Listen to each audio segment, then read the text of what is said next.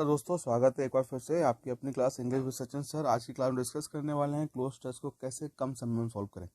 ये मैं आपके लिए एसएससी सीजीएल का जो पेपर हुआ है 2023 में वो एक क्लोज टेस्ट की सीरीज लेकर आया हूँ। आइए प्रयास करते हैं। देखिए, global warming is one of the biggest environmental, ठीक है, dash facing the world today. सबसे पहले आपको एक वीडियो को पॉज करना है, अपने आंसर्स लगाने।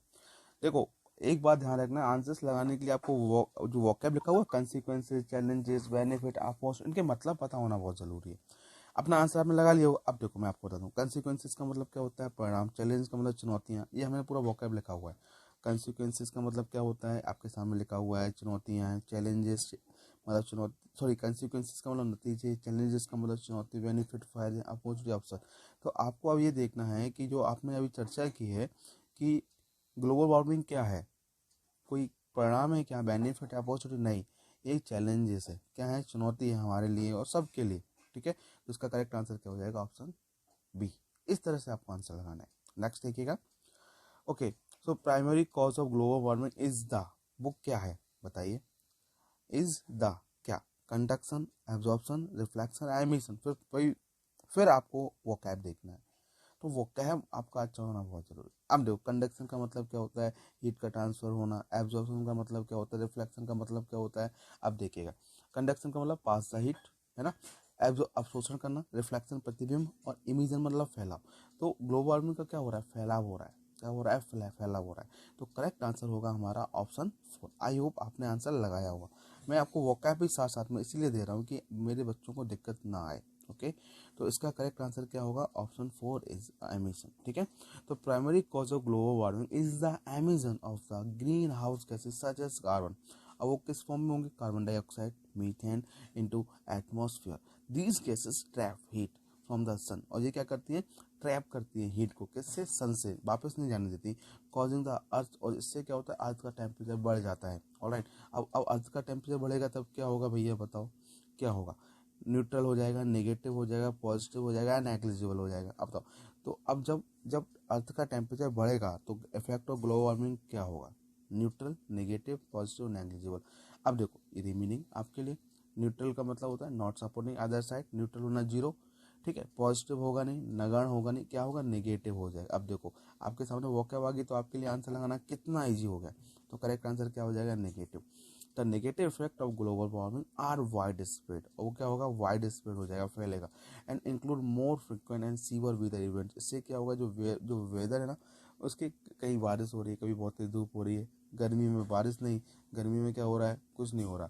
सर्दी में क्या हो रहा है, जब बारिश होनी चाहिए तब बारिश नहीं हो रही। ऑलराइट, सर्दी में गर्मी पड़ रही है, गर्मी में सर्दी पड़ रही है। Okay, rising sea level and loss of the biodiversity. इससे क्या होगा, चीज़ें डिसबैलेंस हो जाएंगी और समुद्र का स्तर बढ़ जाएगा। Okay, many government and organisation have implemented. अब गवर्नमेंट क्या करेगी, many government and organisation have implemented कर रही है, क्या क्या इम्प्लीमेंटेड कर रही है बताइए, क्या इम्प्लीमेंटेड कर रही है, रिस्ट्रिक्शन को, सब्सिडीज को, पॉलिसीज को, सैंक्शन को। बताइए क्या होना चाहिए, आप ही बताइए क्या होना चाहिए, बताइए क्या कर रही है मैनी गवर्नमेंट, क्या कर रही है।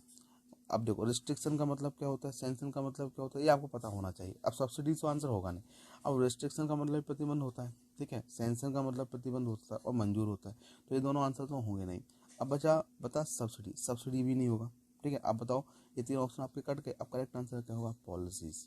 तो गवर्नमेंट क्या करी, पॉलिसी बना रही है, न्यू न्यू पॉलिसीज बना रही है। किस चीज़ के लिए पॉलिसी बना रही है, क्यों बना रही है नई पॉलिसीज, इसलिए बना रही हैं कि जिससे क्या हुआ, ग्लोबल वार्मिंग को क्या किया जाए, रोका जाए, टू रिड्यूस, कम किया जाए, किसको, ग्रीन हाउस एमिशन। अब देखो एमिशन यहाँ भी आ गया और एमिशन हमारा वहाँ भी आ गया। ठीक है, जो अभी फर्स्ट सेकंड ऑप्शन अपन ने देखा था।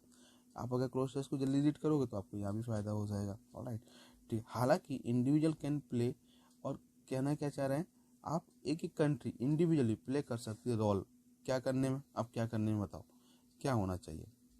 हमें एक चीज़ पता है कि इन प्रपोजिशन है, और प्रपोजिशन को मेरे बच्चों ऑब्जेक्टिव के साथ आना चाहिए। अब बताओ, एक्सपेंडिंग, एक्सेसरेटिंग, मिटिगेटिंग, सस्टेनिंग, क्या होना चाहिए। अब बताइए, एक्सेसर है तो एक्सेसरेटिंग का मतलब, अब आपको पता होना चाहिए इनका मतलब क्या है। सस्टेन का मतलब क्या होता है, बनाए रखना। एक्सपेंड का मतलब बढ़ाना, ये चीज़ आपको पता होना बहुत जरूरी है। ऑलराइट, अब देखो मैंने इसका भी वोकैब लिखा, एक्सपेंड का मतलब विस्तार करना, ठीक है। एक्सरवेटिंग का मतलब बदतर हो जाना किसी चीज़ का। मिटिगेट का मतलब कम करना। सस्टेन का मतलब उसी स्तर पर कायम रखना, है ना, बनाए रखना। तो सोचने वाली बात है। इसमें करेक्ट आंसर क्या होगा, शायद आपने आंसर लगा दिया, मुझे पता है आपने आंसर लगा लिया कि सर इसका आंसर मिटिगेट होना चाहिए। क्योंकि क्या कहना चाह रहे हैं, individual can play also play a role in, क्या करने के लिए, कम करने के लिए, क्या, global warming, okay, by making small changes. देखो अब बताओ, आपको बताओ क्लोज टेस्ट कैसा लगा। जितने बच्चे मेरे को देख रहे हैं, आपको कमेंट करना है कि आपको क्लोज टेस्ट कैसा लगा, और प्लीज़ क्लास को लाइक शेयर और सब्सक्राइब जरूर कीजिएगा। रेट रिव्यू कमेंट सब जो भी आप कर सकते हैं सब कीजिएगा अपने एंड पे, और जो मैं कर सकता हूँ वो मैं कर रहा हूँ आपके लिए। Thank you so much, take yourself, bye, thank you.